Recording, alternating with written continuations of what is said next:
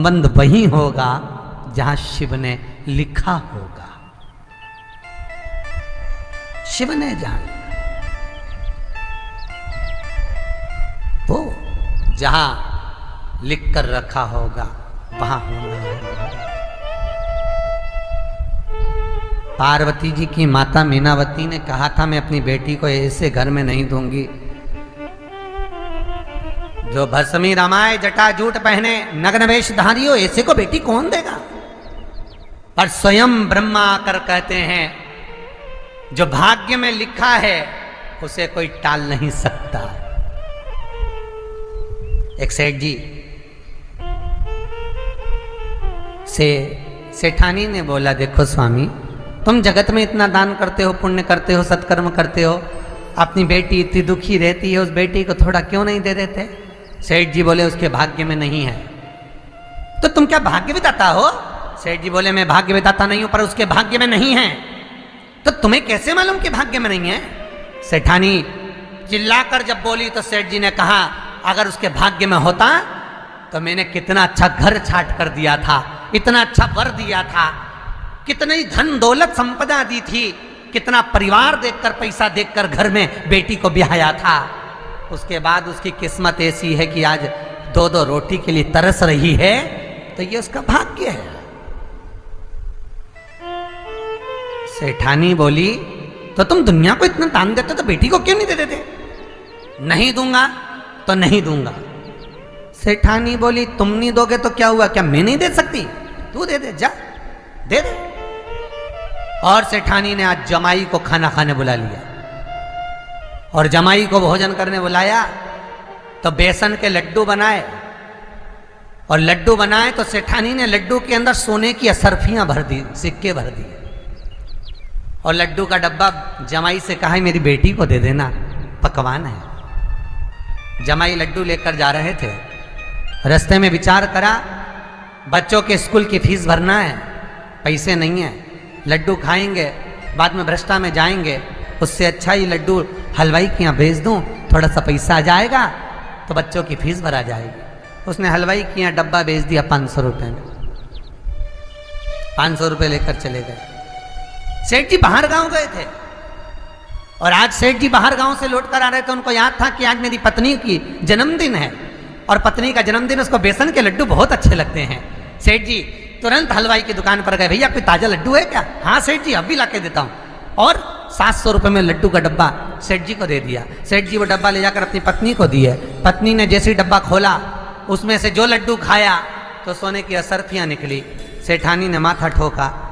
सेठ जी बिल्कुल सत्य कहते थे, भाग्य में नहीं होगा तो नहीं मिलता है, कितना ही प्रयास कर, कितना ही प्रयास कर। आज एक यजमान कह रहे थे गुरुजी इस समय तो हमारी कथा होना थी श्रावण महीने में, पर फरीदाबाद वालों की कथा चल रही है गुरुजी। तो कहा ये भाग्य बिना नहीं मिल सकती। आपने भले बुक करा था, पंडाल बुक करा था, साउंड बुक करा था, सब तुमने बुकिंग करी पर रह गए। ये फरीदाबाद वालों के भाग्य में, राव परिवार के भाग्य में लिखी थी तो हो रही। जिसके किस्मत में भाग्य में लिखा वो करा लिया, जो नहीं लिखा नहीं करा। होगी जिन जिन की आंखें रह गई है। कथाएं इतनी सारी मार्च से लेकर की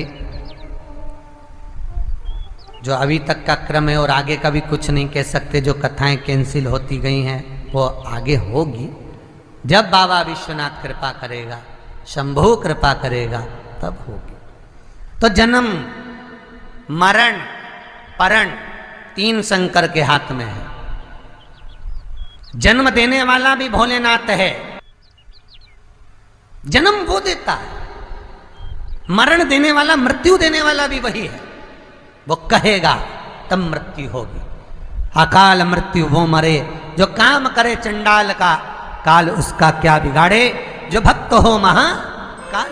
शंकर देने वाले। वरण विवाह, गुरुजी लड़की को मंगल है, गुरुजी लड़के को मंगल है, क्या करा जाए? कुछ मत करो। प्रदोष के व्रतों में वर्णन किया गया है कि रवि का प्रदोष, भौम का प्रदोष, मंगल का प्रदोष, बुध का प्रदोष, गुरु का प्रदोष, शुक्र का प्रदोष, शनि का प्रदोष। जो प्रदोष पड़ते हैं पूरे महीनों में, पूरे वर्ष में, मंगल का प्रदोष निकाल कर रख लो कि मंगल का प्रदोष इस दिन पड़ रहा है, मंगल की त्रयोदशी तिथि पड़ रही है, प्रदोष व्रत मंगलवार का पड़ रहा है।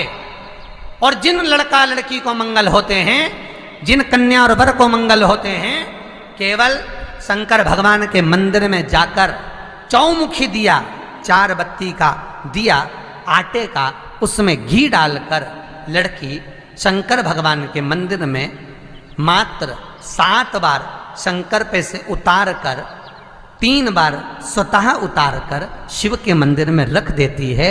उसका मंगल आड़े आता ही नहीं है और वो लड़की का विवाह मात्र 3 महीने के अंदर लड़के लड़की का विवाह पक्का हो जाता। मंगल नहीं आता सामने। मंगल प्रदोष व्रत का इतना महत्व है महाराज। ये प्रदोष व्रत होता क्या है? प्रदोष व्रत का महत्व क्या है? शिव महापुराण की कथा कहती है शंकर भगवान का प्रदोष का व्रत, अर्थात चंद्रदेव को जो क्षय रोग हो गया, बीमार पड़ गए, शरीर गलकर नीचे गिरने लगा, तब देव ऋषि नारद ने भगवान चंद्र को शंकर भगवान के पूजन का विधान बताया। और पूजन करते करते त्रयोदशी तिथि आ गई, जिस त्रयोदशी के दिन चंद्रदेव ने सुबह से शाम तक कुछ नहीं खाया। शाम के समय सूर्य अस्त के पहले चंद्रदेव ने स्नान किया, श्वेत वस्त्र धारण करे, और श्वेत वस्त्र धारण कर कर चंद्रदेव शंकर के शिवलिंग की पूजन करने बैठ गए। शंकर भगवान के शिवलिंग की पूजन जब चंद्रदेव ने करी, हाथ में अक्षत लेकर चंद्रदेव ने शंकर को समर्पित करे, ओम उमापति नमः कहकर जब चंद्रदेव ने शिव को समर्पित करे, भगवान शंकर त्रयोदशी के दिन प्रदोष समय में, प्रदोष काल में प्रकट हो गए और प्रकट होकर बोले, ऐ चंद्र, तुमने आज मेरा अनुरोधन किया है, आज मेरा स्मरण किया है, जाओ आज त्रयोदशी के दिन प्रदोष काल में मैं तुम्हारे शरीर को स्वस्थ करता हूं। तब से ये प्रदोष व्रत प्रारंभ हुआ है महाराज। किसने करा है प्रदोष व्रत? भगवान विष्णु ने करा था।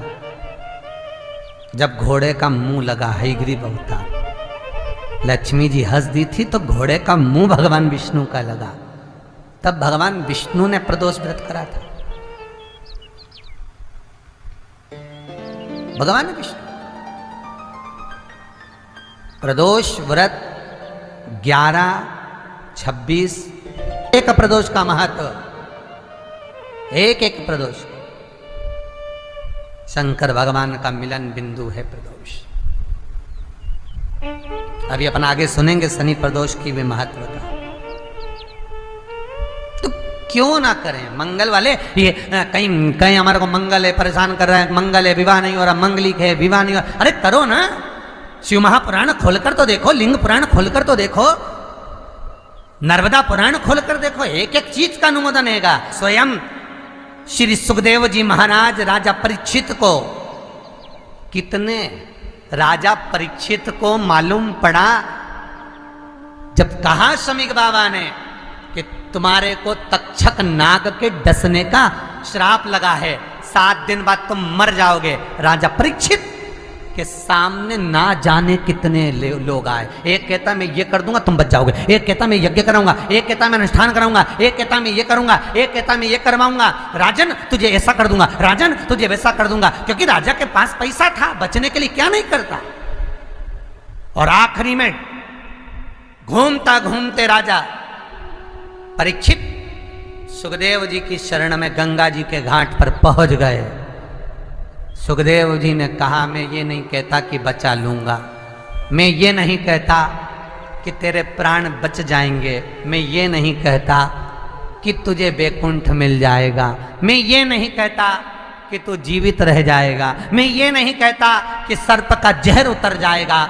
सुखदेव जी कहते हैं मैं इतना जरूर कहता हूँ कि तू अगर भगवान की भक्ति में रम गया तो सर्प भी डसेगा तो भान नहीं होगा, और ये पक्का कहता हूँ कि 7 कुल को तार देगा। और वही परीक्षित ने करा, भगवत भजन में लग गया। फिर कब सर्प आया, कब डसा, कुछ भान परीक्षित को नहीं था। शिव महापुराण भी यही कहती है, स्वयं स्वतः